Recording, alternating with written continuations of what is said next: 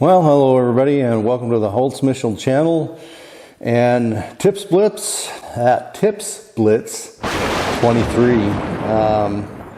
Emma from Emma's Backroom Machine Shop started this back in 2019, and I thought it was a pretty good idea. I did another one last year of these videos, and I've done hot shop tips and stuff like that in the past as well, but hopefully I'll get the ball rolling here again and get other creators to kind of go along with the flow. I emailed several of them, have yet to hear back from any of them. So anyway, on to today's subject, these saws.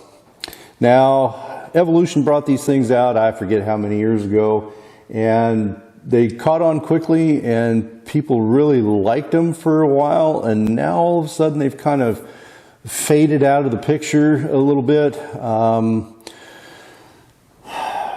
Probably due to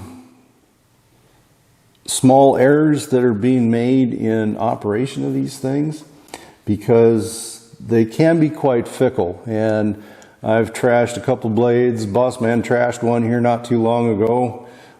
So today's episode is going to focus on a few little tips and tricks that you can put to use when using one of these things. And one is when you're doing like a cut of multiple pieces. Now,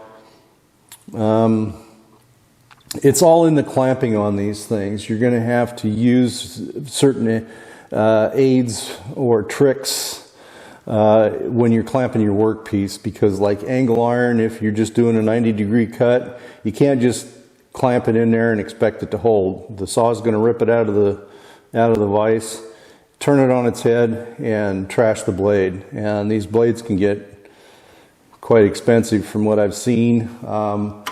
We run blades from Gudo. They're around 60 euros a piece, which is about half of what like Fine sells these things for. The Fine blades are around 140 to 150 euro, somewhere in that neighborhood, which is still a bargain compared to other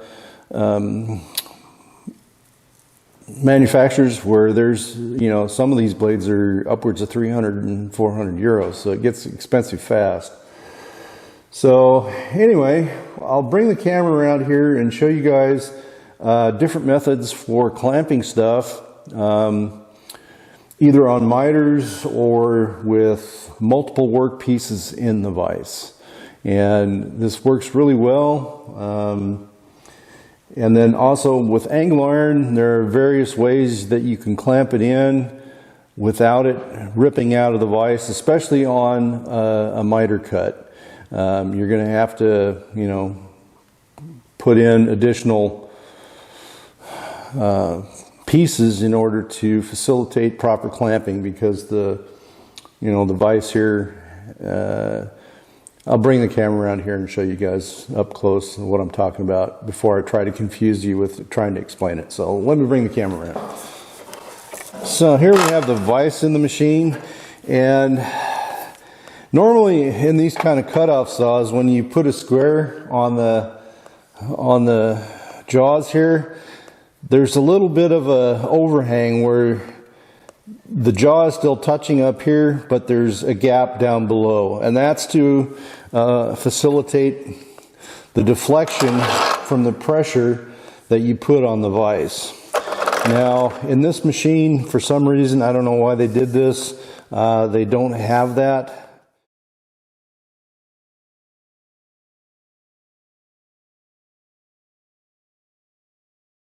And it's usually just the skosh. It's not very much. It's just maybe a tenth or two of a millimeter on the distance from between the top and the bottom. Now this one is perfectly perpendicular to the base of the machine.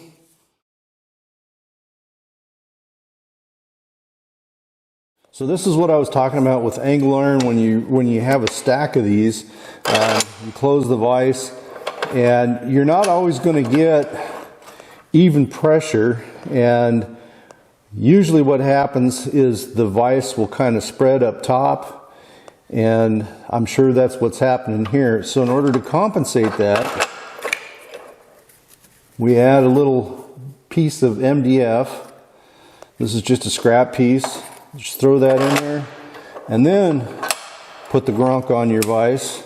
And now you're getting, because you know the angle iron isn't always 100% the same dimension.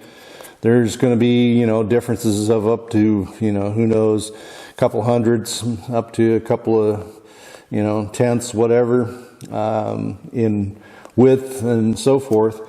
And so, and then also in the stack, there might be some tilting going on where the iron isn't exactly, you know, every piece is just perfect, because you got a little bit of a radius right here.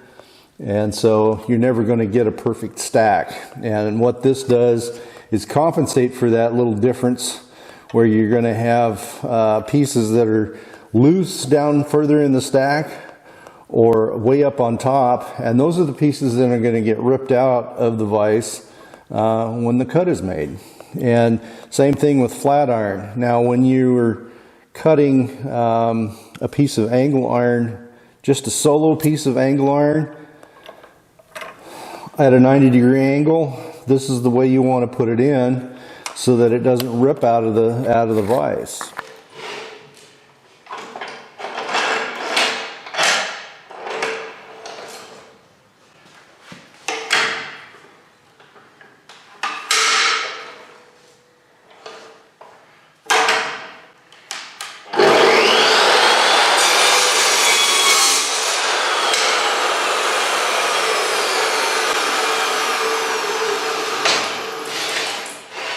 So let me grab something else here and show you how a piece of angle iron, if you're going to cut a bevel onto it.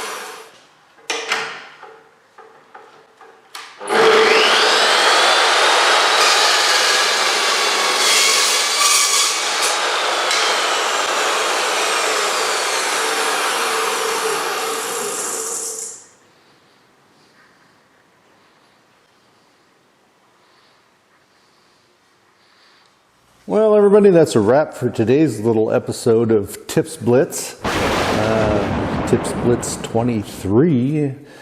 So I hope that you were able to get some kind of useful information out of this little video here, in the hopes that, you know, if you have invested in one of these machines, that you don't just kick it out the door because it's not doing or working in the way that you thought it should. They are rather fickle. They throw a lot of chips, a lot of hot chips, by the way. If you get them in your eyes, you definitely want to consider using safety gargoyles. They are, like I say, fickle in the work holding area, and it is imperative that your work is secured soundly in the vise. Otherwise the saw will pull it out of the vise and trash the blade, create all kinds of other hazards with flying debris and what have you. So it is really important that you clamp it down. You can't just hold this with your hand and think you're going to be okay. It might go good for, you know, one or two cuts, but eventually it's going to bite you in the ass. This saw is extremely productive.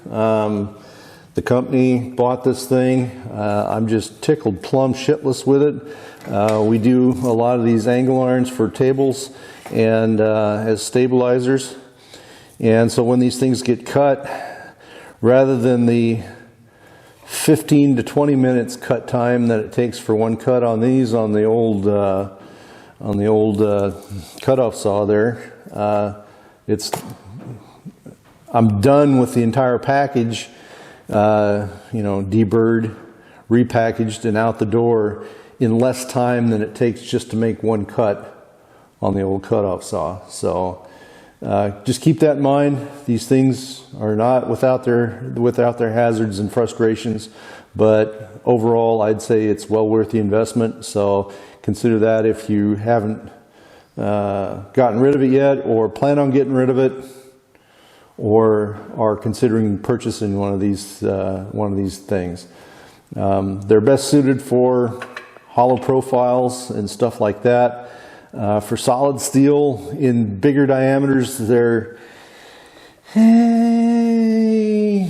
gets kind of iffy. You get into the realm of having to have coolant, and unfortunately this machine is not set up to run coolant. So and keep your blade running true. After a while, the blade, when it gets hot, it starts to flutter, and yeah, not a good situation. But for the other stuff, square pipe, round pipe, stuff like that, awesome machine, love it. So, well, if you have any thoughts, comments, critiques, or suggestions, by all means put them in the comment section below. The YouTube algorithm is forever evolving and changing. I hear tell that 10 likes, or a comment I should say, is worth about 10 likes in the YouTube algorithm, so that they are a little more generous with putting this in, feeds of folks that are interested in machine work. So anyway, thanks for stopping by, thanks for watching, and we hope to see you all again soon in the next video.